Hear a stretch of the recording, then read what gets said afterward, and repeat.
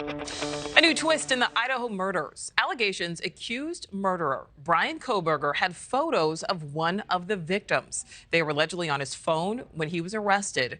Kohberger is accused of fatally stabbing 4 University of Idaho students last November. He was arrested more than a month after the crime in his Pennsylvania hometown. Caitlyn Becker, senior reporter with the Daily Mail, has been following this case closely, joins us live. Thank you for being here, Caitlyn. So there's this new development today. There are reports of Kohberger having these numerous pictures of one of the victims on his phone. Is this looking more like a potentially targeted attack? Well, from the jump, law enforcement said that this was a targeted attack, but they were never specific as to who the targeted victim was or whether or not it was the house itself that was targeted. Now, all along my research and my reporting, it seemed more and more likely that one of the female victims was the intended target. And this latest information just sort of further bolsters that theory. Everything that we've learned so far leads us to believe that Bryan Kohberger, the suspect, allegedly stalked the house several times, up to 12 times, according to the police affidavit, and according to sources, followed all 3 of the female victims on social media. So it does not surprise me to find out that he allegedly had these photos of one of the girls on his phone.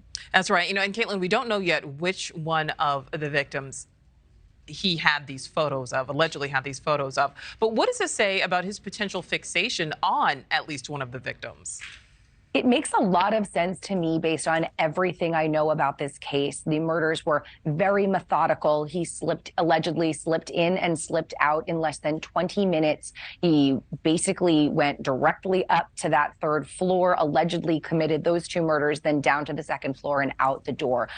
It seems to me that the target was likely on the 3rd floor. We know that the family of Caitlyn Gonsalves, who was murdered on that 3rd floor, has said as much as well, that her father believes that she was likely the intended target.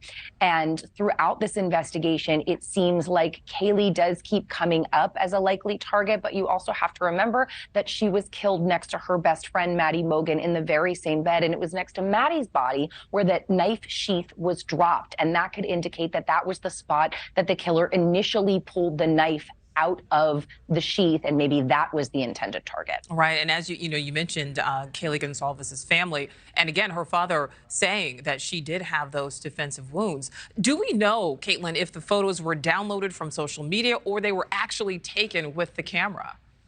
We don't know that. I wouldn't be surprised if we saw a mix of both.